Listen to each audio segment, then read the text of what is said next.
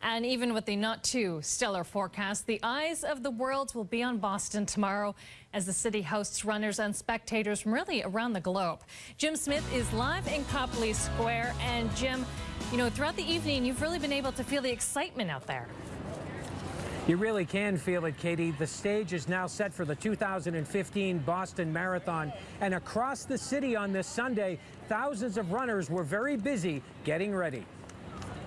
Is that good? On the night before the Boston Marathon, it's not hard to find stories at the finish line. All you have to do is listen.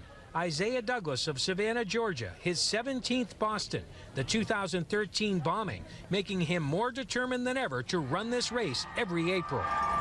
It's amazing. You know, during the year of the bombing, I crossed the finish line 35 minutes prior to that happening, and I said, oh, for a minute, I said, oh my God, I don't think I would go back. And then hours later, I'm going back. Thank you.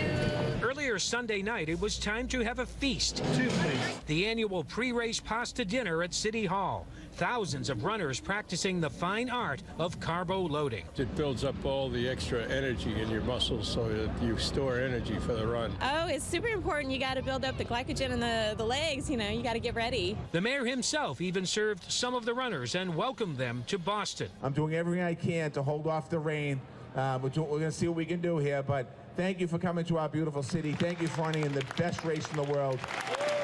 And back at the finish line, city buildings were illuminated in the official marathon colors. And one more story. My mother has had to sew them all on for me. One more runner who was there that day 2 years ago and now runs for others, too. After everything that happened a couple years ago, how do you not want to come back to this every year? It's definitely worth it. In the last 2 years, I've actually run charity for Spalding's Race for Rehab team, so that makes it even more special. And back here live on Boylston Street, there it is. There's the finish line, the goal for about 30,000 runners, the 119th Boston Marathon, the year 2015. Seems hard to believe that after this long winter, we have finally made it. Live by the finish line, Jim Smith, WBZ News. Katie? All right, thanks, Jim.